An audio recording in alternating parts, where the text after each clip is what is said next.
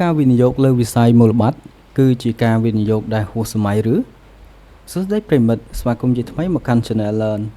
ថ្ងៃនេះខ្ញុំសូមលើកយកនៅវិធានបទមួយមកធ្វើការបកស្រាយក៏ដូចជាគំនិតខ្លះៗដែលតាក់ទងទៅនឹងវិស័យមូលបត្របានប្រធានបទថ្ងៃនេះគឺខ្ញុំសូមលើកឡើងជាសំណួរថាតើការវិនិយោគលើវិស័យមូលបត្រហ្នឹងគឺជាការវិនិយោគដែលហួសសម័យឬបាទសូមជម្រាបថាកត្តាដែលជំរុញឲ្យខ្ញុំបានលើកជាប្រធានបទនេះឡើងដោយសារមួយរយៈមុនបាទដូចជាមិនមួយរយៈមុនទេដែលយើងច្រើនឆ្នាំដែរកំឡុងពេលដូចជា3ទៅ4ឆ្នាំមុនដែរបាទខ្ញុំបានមើលវីដេអូមួយបាទដែលមានអ្នកផលិតមាតិកាឬក៏អ្នកចែករំលែកមួយដែលគាត់រំលែកពីចំណេះដឹងការវិនិយោគទៅលើវិស័យផ្សេងបាទមិនមែនជាវិស័យមូលបត្រទេហើយបាទក្នុងคลิปនោះខ្ញុំចាប់អារម្មណ៍នៅទស្សនៈគាត់មួយដែលបានគាត់លើកឡើងហ្នឹងគឺគាត់បាននិយាយថាការវិនិយោគលើវិស័យភិហ៊ុនអីរយៈពេលវែងហ្នឹងគឺជារឿងហួសសម័យអញ្ចឹងបាទដូច្នេះធ្វើឲ្យខ្ញុំបានកើតនៅជាចម្ងល់ថាតើវិស័យមូលបត្រដែលជាវិស័យមួយដ៏សំខាន់ក្នុងចំណោមវិស័យសំខាន់ៗផ្សេងទៀតដែលជាកត្តារុញច្រាននៅការរីកធំធាត់នៃសេដ្ឋកិច្ចរបស់ពិភពលោកទៅជាវិស័យឬក៏ជាការវិនិយោគមួយដែលហួសសម័យទៅវិញបាទអញ្ចឹងក្រោយ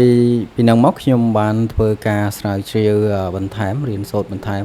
តាមរយៈការស្ដាប់ព័ត៌មានគឺស្រាវជ្រាវអត្ថបទនិងដូចជាអានសៀវភៅអីខ្លះបាទតកតងនឹងចំណេះដឹងពីមូលបត្រហ្នឹងហើយនឹងបូកផ្សំនឹងទស្សនៈខ្ញុំផ្ទាល់ខ្ញុំសូមលើកឡើងថានេះជារឿងដែលអាចទៅរួចហើយនឹងរឿងដែលមិនអាចទៅរួចបានន័យថា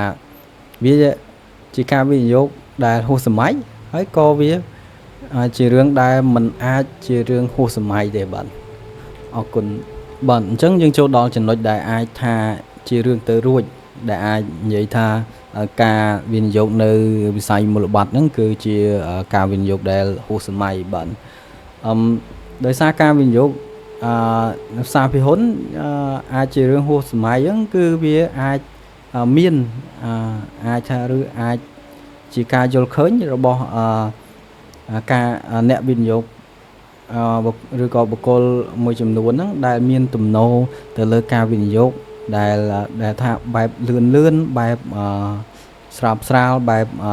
ចង់ឃើញលទ្ធផលក្នុងរយៈពេលខ្លីបាទ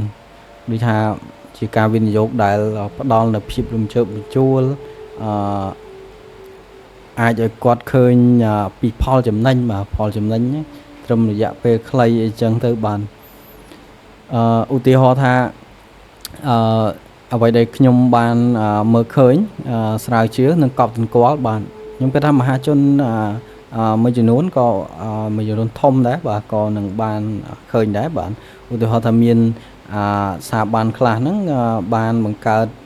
ជាវិនិយោគមួយឬក៏ platform មួយដែលអាចឲ្យអ្នកវិនិយោគហ្នឹងដាក់ប្រាក់វិនិយោគដោយគ្រាន់តែចំណាយពេលមួយខែមួយថ្ងៃមួយម៉ោងឬក៏មានពេលខ្លះហ្នឹងគ្រាន់តែប្រហែលនាទីក្រោយអាចដឹងពីផលចំណេញឬក៏ខាតតែម្ដងហើយក៏មានករណីខ្លះដែរបើយើងគ្រាន់តែស្ដាប់គេនិយាយនិងមើលឃើញមួយផ្លែតហ្នឹងគឺវាមើលទៅដូចហាក់ដូចជាការវិនិយោគនៅផ្សារមូលបត្រដែរអញ្ចឹងបាទវាស្តៀងគ្នាមែនតើតែបើយើងធ្វើការត្រួតពិនិត្យនិងមើលឲ្យជាក់ស្ដែងទៅឬក៏យើងអាចប្រឡូកមើលទៅដោយសារការវិនិយោគទម្រង់ហ្នឹងគឺខ្ញុំមើលទៅគ្រាន់តែជាការដាក់ប្រាក់មួយហើយដើម្បីភ្នាល់អំពីលទ្ធផលបើសិនជាយើងភ្នាល់ឈ្នះយើងនឹងទទួលបានប្រាក់ចំណេញ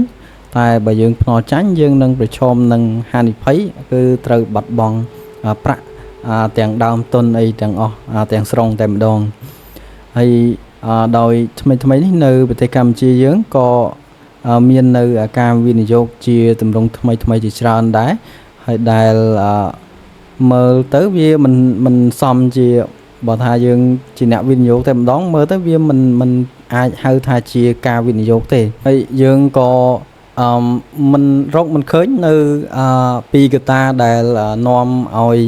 ក្រុមហ៊ុនឬស្ថាប័នដែលពួកគេនាំគ្នាដាក់ប្រាក់វិនិយោគហ្នឹងអាចមានភាពរីកចម្រើនឬក៏លូតលាស់អីអ្វីសោះដែលការវិនិយោគទាំងនោះមានដូចជាឧទាហរណ៍យើងដាក់ប្រាក់$1000ដើម្បីវិនិយោគទៅលើក្រុមហ៊ុនមួយនិងសន្យាដោយក្រុមហ៊ុនទាំងអស់នោះសន្យាថានឹងផ្ដល់នៅផលវិញជាការប្រាក់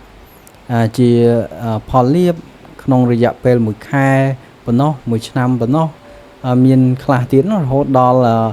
ផ្ដល់ឲ្យជាថ្ងៃទៅវិញបាទជាលទ្ធផលនៅក្នុងប្រទេសយើងទាំងប្រទេសជិតខាងក៏ប្រហែលឆ្នាំចុងក្រោយក៏តែងទទួលបានព័ត៌មានអំពីការចាញ់បោកការខាត់បង់ប្រាក់ព័ត៌មាននៃការប្តឹងផ្ដាល់គ្នាជាដើមដោយវាមិនមែនជាការវិនិយោគទេបាទតែវាជាការប្រើយុទ្ធសាស្ត្រប្រមូលប្រាក់ពីក្រុមមនុស្សមួយក្រុមដោយពួកគេបានព្យាយាមប្រើប្រាស់រាល់មធ្យោបាយទាក់ទាញឲ្យយើងធ្វើការសម្រេចចិត្តដាក់ប្រាក់ជាមួយពួកគេបាទឧទាហរណ៍ការសន្យាផ្ដល់អត្ថប្រយោជន៍ផលលាភដូចជាការផ្ដល់ផលលាភខ្ពស់អីហ្នឹងបានដាក់1000បាន100ឬ200ក្នុងមួយខែអីដែលការផ្ដល់ផលកម្រៃខ្ពស់ឬក៏ផលចំណេញខ្ពស់ហ្នឹងបើប្រៀបធៀបទៅនឹងការកម្ចីរបស់ធនាគារឬក៏បណ្ដាស្ថាប័នមីក្រូហិរញ្ញវត្ថុហ្នឹងគឺវាលើសលប់បាទហើយ